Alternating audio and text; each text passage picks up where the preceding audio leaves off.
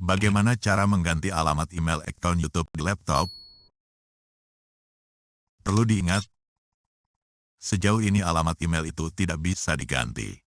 Karena alamat email itu sama dengan alamat resmi sebuah rumah. Yang namanya alamat rumah, tentu tidak bisa digonta-ganti. Mengganti alamat rumah sama juga artinya dengan pindah rumah ke lokasi yang berbeda. Jadi yang bisa digonta-ganti hanya siapa pemilik alamat atau siapa pemilik rumahnya. Nah, begitu juga dengan alamat email. Mengganti alamat email sama artinya dengan membuat akun baru. Jadi yang bisa digonta-ganti hanya nama pemilik atau nama akunnya.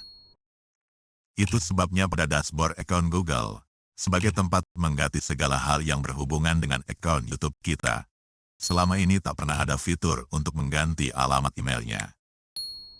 Yang ada hanya fitur untuk mengganti alamat email pemulihannya.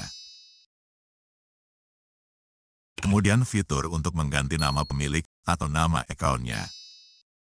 Cara untuk kedua itu sudah pernah saya bagikan pada video sebelumnya. Linknya berikut ini.